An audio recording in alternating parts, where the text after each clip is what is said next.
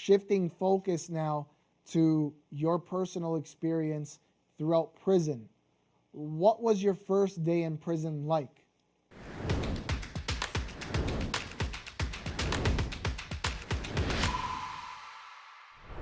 Understand this, I grew up visiting my dad in prison. So prison has been a part of my life from the time I was a child. I was either in prison, visiting prison, or like I do now, go and visit inmates and try to cheer them up and share my testimony with them my entire life.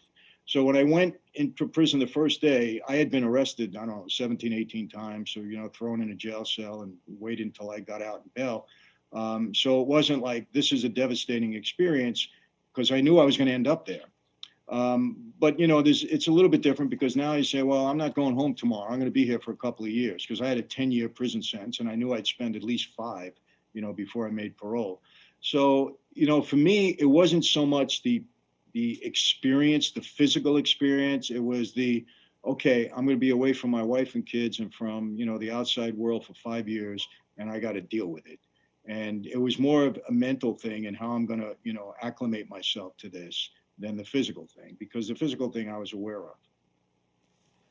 Yeah, and that makes a lot of sense because you hear all these stories. If you've never gone to prison, like you were visiting your dad, and now you go back and you visit inmates and you console with them, it's totally a mental thing. We see all these things in movies and shows, and it's like, what is it like? You know what I mean? It's a scary thing. So Well, I can tell you this.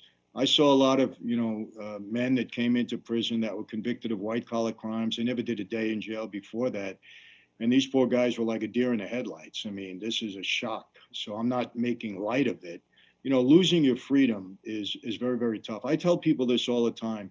I have empathy and compassion for inmates because even though they committed the crime and they're guilty, they still got to go through the heartache of prison. And if you have any kind of empathy and compassion in you, you realize it's not easy. It's a tough thing. It's tough. And for people that are not used to that lifestyle, to get in there, it's really a crushing emotional experience. And I saw a lot of guys come in, and I would say, hey, come here, let's talk. It's not as bad as you think. And you try to get them in a little better frame of mind. And when they have somebody talking to them in there, it gets a little bit easier and a little bit better. But it's a tough situation.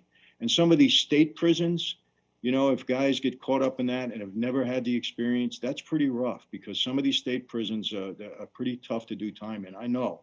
I've been there. I understand that, and could be pretty frightening. So I'm not making light of it at all.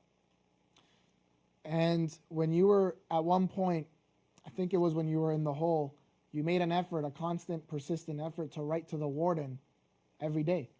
Can you tell us about that story and why it was so important for you to write to the warden? Well, yeah, I mean, they had me in lockdown. It was administrative detention, not because I did anything wrong, but the government was mad at me because they would wanted me to cooperate in a way that I just refused to. And so they said it was for my own protection, which was kind of nonsense. Honestly, I had nothing to worry about. I'm in a penitentiary out in California. It wasn't even a pen. It was a medium security institution in California. There was no wise guys in the yard. Nobody was upset with me there. They just were mad at me and they kept me there. And so I spent 29 months and 7 days in solitary. That's a long time. That's a 6 by 8 cell, just you and God. That's it. Four walls. And so I kept writing the warden. I said, Warden, let me out of here. I can make it on this yard. I didn't do anything wrong, and I want you to let me out. And my persistence paid off.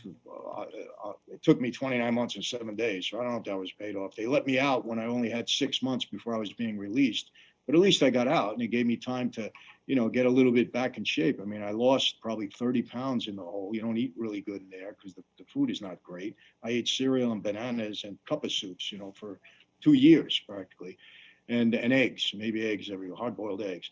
But so I just wrote him every day. I said, Lord, let me out of here. I can make it on this yard. I'm not going to hold the Bureau of Prisons responsible or liable if anything happens to me. I can handle myself out there. But it took him quite some time before he responded. Well, your persistence paid off, so I guess it worked out in that regards. And Yeah. so, like, what do you think? You're talking about the gas business, and you're talking about like the operation was legitimate. At least you know, a lot of people that were working within that operation, they didn't know what was going on. Most of them, it was legitimate. So, is it a fine line between ethical entrepreneurs and unethical entrepreneurs? You think it's a fine line? Maybe you cross it a little bit, and then all of a sudden, you go all the way. Like, what's the difference? Oh, there's no doubt about it. Listen, I know many legitimate businessmen that will do anything and everything they can do to cut, their tax liability, anything and everything. And sometimes that causes you to cross the line. Nobody wants to pay taxes, especially the excessive taxes that we have here in the United States. I mean, I just read now, to pay for some infrastructure, they want to tax people now on every mile that they drive. They're going to tax you by the mile. They're already taxing us at the gas pump for the same thing, but now they want to tax us by the mile. Just a way to raise more money. And who knows where that money goes? Does it really go into infrastructure? Who knows? It goes in probably half the politician's pocket, as far as I'm concerned. So nobody wants to pay taxes. And yes, it's not only that. If you can see yourself having an edge in business and there's a fine line that you can cross, not everybody, but a lot of people will do it. When you're lobbying politicians to get favorable treatment in a certain, area of business that you're in, is that ethical? Just because it's legal doesn't mean that it's ethical. Right. Just because it's legal, so politically people can earn more money, and people in government can put a few extra bucks in their pocket, or have their wife invest in a company that they're ready to subsidize, or buy stock in a company that ready to. So it doesn't mean that it's morally or ethically correct just because it's legal for some people to do it. So, but look, I say this all the time. My wife gets mad. I've said this in church. My wife gets mad at me. I have no moral issue with defrauding the government out of taxes. Morally, I don't have a problem with it because I can do better with the money than they can. And I don't believe that they're spending it the right way anyway. They're just taxing us to death. But I won't do it because I don't want to break the law and I don't want to give my family more grief. And that's the main thing. If I was a single guy, I don't know. I'll be honest with you.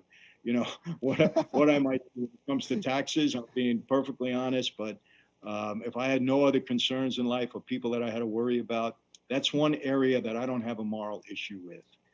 Especially when I read where some of our money is going. It's it's unbelievable. When people are starving and trying to take a vacation or trying to put their kids through school and we find out where some of our tax dollars are going.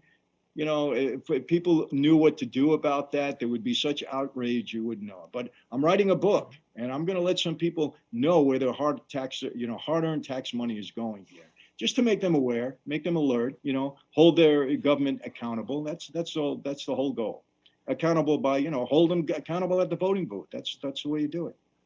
And I was just gonna say, like, we see so many things, and now I think it's all connected, with social media and news. Like, they're not taking accountability for anything. They're not taking accountability for anything. Nobody wants to admit when they're wrong or what they've done. I saw, your vice president currently. She landed in Florida, and I think she tweeted saying, "Florida, I've arrived here to help." And then people started commenting saying, "Why don't you go look at your state in California? You got to deal with California before you go to Florida, right?" So people just, I don't like politics personally. You know what, my friend? The sad thing is, and I'm not saying anything that people don't know. There's so much hypocrisy, Yeah. and unfortunately, we as a society now, when our politicians lie to us, almost on a daily basis, we chalk it off. Well, everybody lies in politics. Meanwhile, they don't realize how devastating those lies are to us, and how deceitfulness, compromises our lifestyle so much.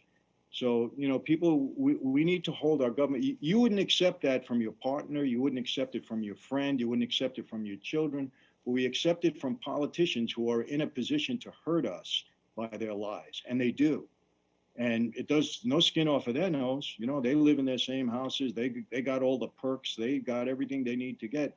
But they're doing a lot of damage for people that have put their trust and their votes, towards them. So it's sad in that regard. I don't know, if it's ever going to change, but that's the reality.